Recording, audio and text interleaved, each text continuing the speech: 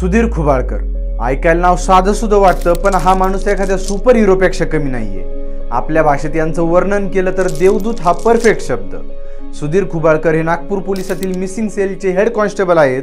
त्यांनी गेल्या 11 महिन्यात तब्बल 65 हरवलेल्या लोकांना शोधून काढलंय.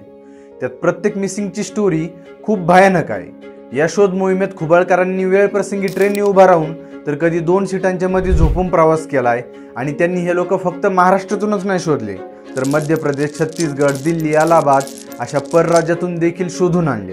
आज आपण त्यांनी या मोहिमा कशा पार पाडल्या हे पाहणार आहोत.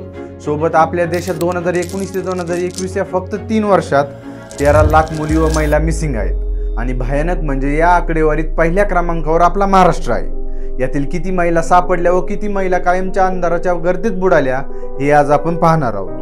आणि या सर्व परिस्थितीवर नियंत्रण ठेवण्यासाठी आपलं सरकार काही पावलं उचलतंय की नाही हे देखील पाहूयात आजच्या या व्हिडिओमध्ये. नागपुरातल्या शांतीनगर भागातील पोलीस स्टेशनमध्ये सुधीर खुबाळकर रोजची ड्युटी करत होते. तेव्हा त्यांच्याकडे लोकेश नावाच्या गृहस्थाचे काका श्याम रंगारी यांच्या मिसिंगची केस आली. खुबाळकरांनी तात्काळ हरवलेल्या माणसाच्या डिटेल्स विचारून लिहून घेतल्या. लोकेशच्या मते त्यांच्या काकांना कधीही फिट येते किंवा चक्कर येऊन ते पडतात आणि त्यानंतर ते घरचा पत्ता विसरतात. यावेळीसही तसंच झालं होतं. त्यांचे काका नेहमीप्रमाणे सकाळी उठून लकडगंजला गेले होते, पण संध्याकाळ झाली तरी त्यांचे काका काय घरी परतले नाही. म्हणून त्यांनी डायरेक्ट पोलीस स्टेशन गाठलं आणि खुबाळकरांची भेट घेऊन तक्रार नोंदवली. खुबाळकरांना तक्रार मिळताच लगेच त्यांनी शोध मोहीम सुरू केली, पण रंगारी काका काही भेटलेच नाहीत. पुढे सुट्टीच्या दिवशी खुबाळकर त्यांच्या पत्नीसोबत गणपतीच्या दर्शनाला गेले होते. तिकडे पुलाखाली त्यांना एक व्यक्ती बसलेली दिसली. त्यांनी जवळ जाऊन पाहिलं तर हा माणूस आपल्या मिसिंग लिस्टमध्ये असल्याचं त्यांना लगेच क्लिक झालं. म्हणून ते तिथेच थांबले आणि पोलीस टीम बोलावून घेऊन त्या रंगारी काकांना सुखरूप त्यांच्या घरी सोडलं. हा एक नाही, असे अनेक किस्से त्यांच्यासोबत घडले आहेत. एकदा एक 19 वर्षीय मुलगी घरून अचानक गायब झाली आणि तिची मिसिंगची तक्रार खुबाळकरांकडे आली. त्यांनी लगेच सायबर शाखेतील पोलिसांकडून तिचा मोबाईल लोकेशन ट्रेस केलं, तर ते मनमाडमधील एका हॉटेलमध्ये दाखवलं. खुबाळकर तयारच होते. माहिती मिळताच ते लगेच एक टीम घेऊन मनमाडला गेले आणि त्या हॉटेलमध्ये पोहोचल्यावर तिथं कळालं की एक मुलगा व मुलगी एक दिवस तिथं राहिले होते, पण ते आता इकडे नाहीत. म्हणजे त्यांनी रूम सोडली. हे कळाल्यावर खुबाळकरांनी लगेच आजूबाजूंच्या दुकानांचे CCTV कॅमेरे चेक केले. त्यात ती मुलगी एका मुलासोबत जाताना दिसली. ते ज्या गाडीत गेले होते त्या गाडीच्या नंबरने ती गाडी ट्रेस केली, तर ते शिर्डीला गेल्याचं कळालं. हे कळताच खुबाळकर शिर्डीला निघाले, पण वाटेत मनमाड पोलिसांचा फोन आला आणि त्या गाडी चालकाने ती मुलगी व मुलगा मनमाडच्या बाजारात फिरताना पाहिले तशी खबर मिळाली. शिर्डीला निघालेले खुबाळकर 60 किलोमीटर परत मनमाडला आले आणि त्यांनी त्या मुलीला शोधून काढून तिच्या घरी सुपूर्द केलं. आज आपण पाहिलं तर राज्यात पुरेसं पोलीस बळ नाहीये. पोलिसांना अनेकदा डबल ड्युटी करावी लागते. दिवाळी दसऱ्याला सुद्धा त्यांना सुट्टी मिळत नाही आणि त्यात बंदोबस्त, पोलीस स्टेशनमधलं काम सांभाळून खुबाळकर हे शोध मोहिमेचं काम करत आहेत. त्यांनी फक्त 11 महिन्याच्या कालावधीत 64 जणांना शोधून काढलंय. पण फक्त 64 जणांना शोधणं हे आपल्या देशात पुरेसं नाहीये.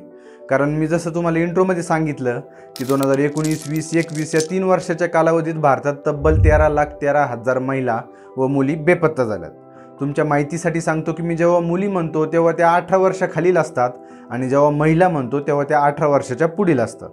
तर महाराष्ट्रात दर दिवशी असे 155 महिला व मुली बेपत्ता होतात.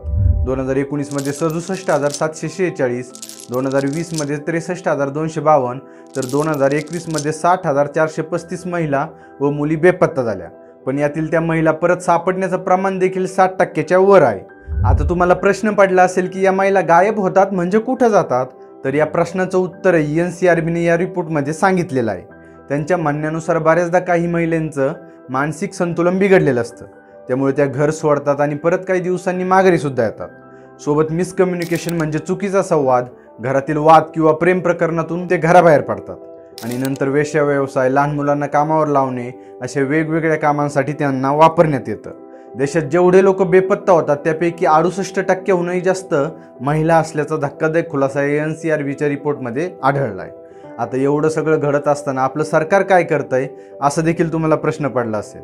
तर सरकारच्या म्हणण्यानुसार क्रिमिनल लॉ अमेंडमेंट ॲक्ट 2023 आणि the criminal law amendment act 2018 यात बदल करून 12 वर्षाखालील मुलीवर जर अत्याचार झाले असतील तर त्या अपराध्याला फाशीची शिक्षा देण्याचे प्रोव्हिजन सरकारने केलंय.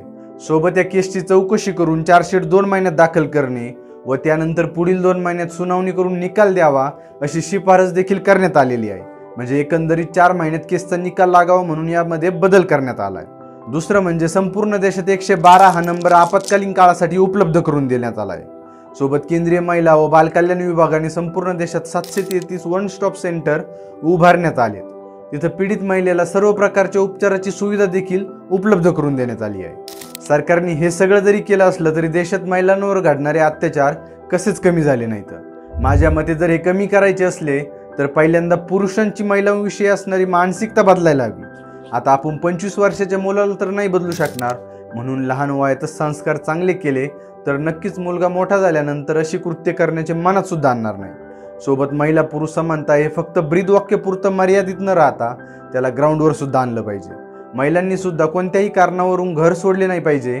आणि पुरुषांना जर महिलांबद्दल त्यांचा दृष्टिकोन बदलायचा असेल तर इनविजिबल वुमन म्हणून एक चांगलं पुस्तक आहे, ते तुम्ही वाचू शकता. अशी काही उपाय आहेत जेणेकरून आपला समाज एक चांगला व जगाला दिशा देणारा होऊ शकतो. आता तुम्हाला ठरवायचं आहे की चांगला व भयमुक्त देश घडवायचा आहे की सुधीर खुबाळकरांसारख्या प्रामाणिक पोलिसांचे काम वाढवून ठेवायचे. बरं, ही माहिती मी तुमच्यापर्यंत पोहोचवली त्यासाठी एक लाईक तर बनतोच. आणि तुमच्या मित्रमैत्रिणींसोबत हा व्हिडिओ शेअर करा. सोबत चॅनलला सबस्क्राईब सुद्धा नक्की करा. भेटूयात पुढील व्हिडिओमध्ये. धन्यवाद.